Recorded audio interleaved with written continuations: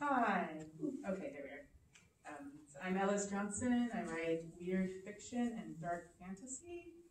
And I will be reading from my second collection, Rare Birds, and the story is called We Are Sirens. And I'll be reading the opening scene, and then I'll be cutting ahead to the party. So, 2 scenes from the story. And I'm also trying to do this for the first time, glasses and masks. So here. We are sirens. We roll into town on a bright sunny morning, steering the caddy around a half-dozen streets that make up downtown.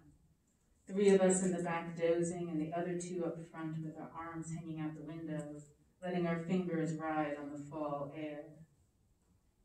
We love autumn. Autumn is football and soccer and tennis season. It's harvest festivals and Oktoberfests and the last round of carnivals and fairs. We can still get away with tank tops and shorts, or we can wear our tight wool suits with their snug skirts, or our sweaters with the necklines way, way down. It just depends on what there is to do around here.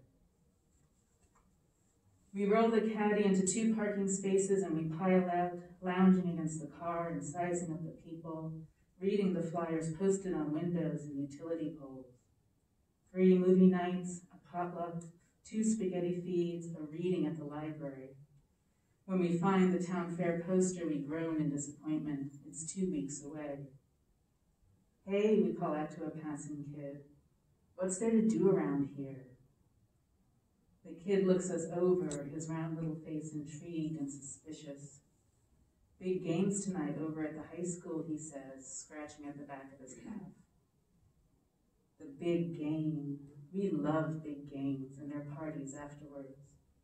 Big games are easy. We'll be spoiled for choices. The kid squints at us. Where are you from? He asks. We crouch down to study his rocket ship t-shirt and his cargo pants with bulging pockets, his oversized sneakers, his rosy-cheeked face. These boys, they're a blur to us until their voices break.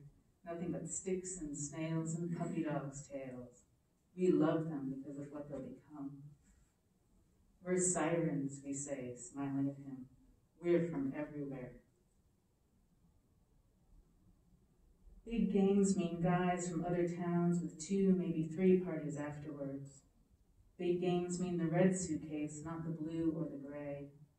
In the red suitcase, we have the high school clothes, the miniskirts and tennis shoes, the t-shirts and the lipsticks as red as the cherry Slurpees we grab on our way to the field. In the red suitcase, we have 5 denim jackets with patches on the back that say sirens, because for the big game, we're always an out-of-town gang. Tough girls from some generic city that turn heads and make the adults scowl and whisper, make the mothers especially suck their teeth in disapproval, and the fathers agree, though with a gleam in their eye, a gleam that remembers what it was like to be a teenage boy watching the tough girls and wondering if it was all true, what they said about tough girls.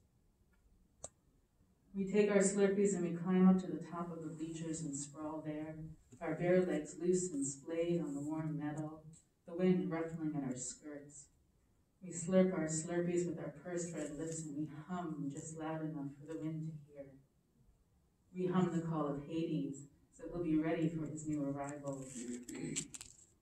And as always, we pause and listen.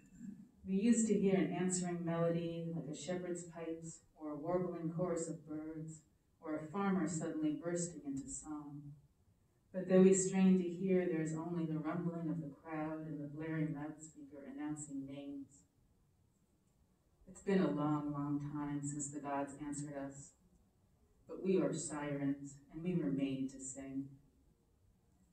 We settle in to wait as the game kicks off, scratching the bumps of our wings against the railing of the bleachers, our legs tangling pink and olive and brown as we play footsie with each other. We sing in whispers of other sunny days spent waiting, watching games being played, watching carts and horses passing, watching our meadow grass bending in the wind or the surf crashing against our shore. We have been this way a long time, and some time, and not long at all, For all times are then and now and everything between. We will be and we have been and we always are, and that's all we need to know. And man, but we love us some cherry slurpees. One of us farts and some of us titter and we slurp until our straws are sucking air. The final whistle is like birdsong and we sing in response. It's time, it's time, it's time.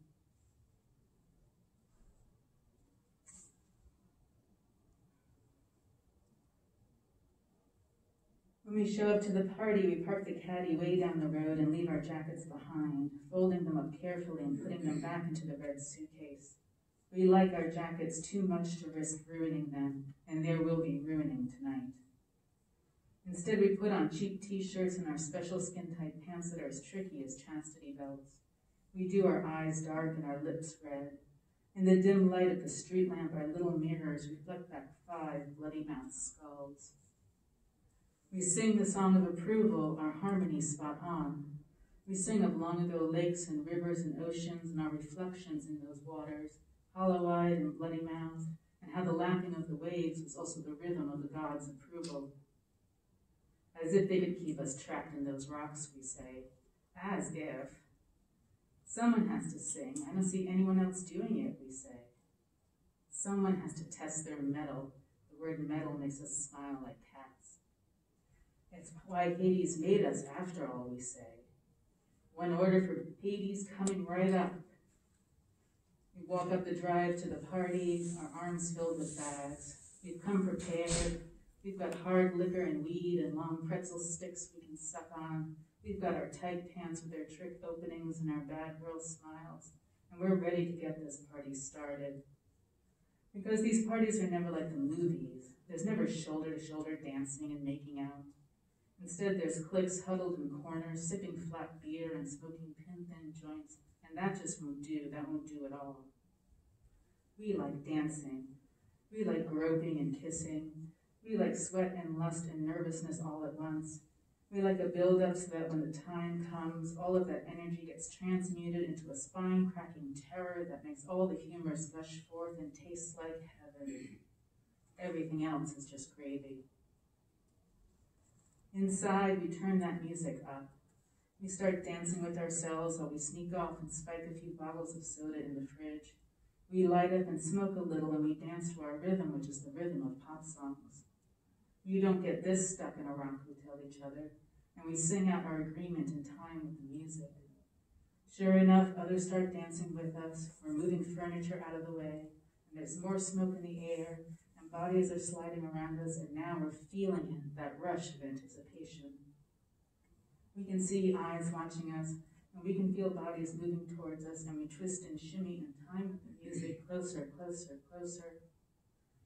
We are pulled aside by another boy man who starts dancing close, and we sing yes. We are stumbling up the stairs with damp lips on our lips and strong hands on our hips, and we open our mouths to theirs, and into the beery chasm of their throats we sing yes. Throughout the house our 5 bodies trill, and we whisper, let's go for a drive, and we can really party. And we hum in unison, yes, yes, yes. And we're stumbling through a hallway, around bodies and over bodies, and leading the warm, sweaty hand in ours, when a door opens and a girl comes out. Her eyes are swollen and she looks like she's going to be sick. She's wearing her jacket and it's buttoned all the way up. We know about buttoned-up jackets and coming out of bedrooms with eyes swollen from crying. A guy comes out behind her, looking both sated and pissed off, and we ignore the one with us and instead sing to him, this bedroom boy. We sing to him. For we know about swollen eyes and buttoned-up jackets, and we know the sweetness of surf crashing on rock, and our song is Bedroom Boy, Are We Gonna Make You Crash? It's new and old all at once. It's a song we've sung since we can remember, and it's a song about this boy, this night, right now. We offer the girl our drink, and she tries to take a sip, but then starts heaving, and we know about this too. We hum girl, we hum swollen eyes, button jacket throwing up, and our hum fills the house with a mixture of trepidation and delight, and we start the crash song all over again. The girl looks around, wiping at her running eyes. What's that weird music, she asks. And then it is like a movie, because the world goes quiet as we study this girl. There's something about her, something we can't put our finger on. When was the last time a girl heard us? Ages ago, we think. Ages ago, when we were 4 and became 5, because a girl heard us. We call out a new chorus. She hears us. We listen to the silence. We feel the utter shock through the house. We hear the rhythm of bewilderment. Until at last we call out our response from 5 mouths at once. Then she comes with us.